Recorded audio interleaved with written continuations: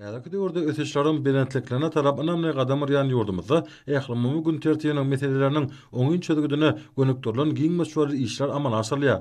Şunda tebigat serişdelere aýaguly şemilleşmek, tebigatyň baýlyklaryny awadançylygyň behbidine gönükdirmek we mehriman diýarymyzda degişli ekologiýa ýagdaýyny saklamak meselelerine döwlet derejesinde ähmiýet berilýär. Şunun bilen baglanykda Garagumda altyn asır türkmen köýlerini döretmek, şeýle-de ykdysady, durmuş we ekologiýaly wajyp wezipeleri çözmek, hormat prezidentimiziň ýol başlygyna durmuşa ýaşalýan döwlet syýasatynyň möhüm urlarynyň bir hökmüne kesitlenendir.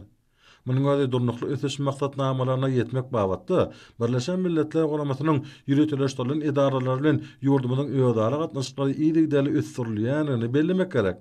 Garagumyň jümüşini altyn asır türkmen köýlerini döretmek we bu täsin sudy syýasatynyň netijeli işini öpüşen disgalary gurmak häzirki döwür ösüşiniň esasy ugurlarynyň birine urly. Ekologiýa awadançylygyny saklamak Türkmenistanyň amala asyrlayan durmuş ykdysady özgertmeleriň esasy urgutdurýar.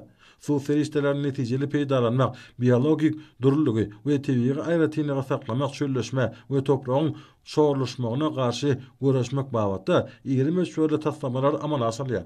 Altyn asır türkmen köýlerini döretmegiň taslamasy uzak möhletliğin ädim bolmak bilen ol sewitin daşky gurşawynyň gorulmagyna oňun täsirini ýetirer. Täsin sudy syýasatynyň ornuna degişli düzümleriň gorlaşygyna girişilmegi altyn asır türkmen köýleniniň şäherine urdaş desgalaryň işini ösdürmek boýunça öňde durýan wezipeleriň ýygy-däli amala asyrlýan alamatlanýar.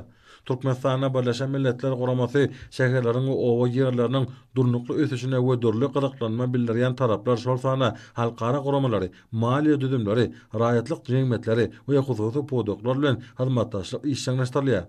Bugun bu ýerde täze owanyň gurlaşygynyň düýgüni tutulmagy 2010-2025-nji ýyllarda altyn asır türkmen köýleniniň sewitini öýleşdirmek boýunça konsepsiýany durmuşa ýeşirmek ilkinji ädim bolýar. Tapgarlyň esasy amala asylajak bu konsepsiýa ykdysady taýdan närisem ekologiýa nukdaýy nazardan hem ören ähmetliler. Altyn asır türkmen köýleniniň şäherine degişli disgalaryň aýratyny senat maksatly önemlik toplumlarynyň gurulmagy, bu ýükünjekde mallarçylygy, ekrançylygy, balykçylygy ösdürmek bilen bir hatarda dünýäniň ösün tejribesini we häzirki zaman almanyň gazananlaryny netijeli özleşdirmäge giň ýol açar. Gahrman arkadamydan başlanan giň şöyle özgertmeleriň hormat prezidentimiziň ýol başlygyna üstünlikli durmuşa ýeşilmek netijesinde ýurdumyzyň ähli künjeklerini amala asyrlayan işler ilkinji nowatda ýurdumyzyň awadançylygyny we halkymyzyň ýaşaýyş durmuş derejesiniň ýoklanmagyny isafy uğradynýar.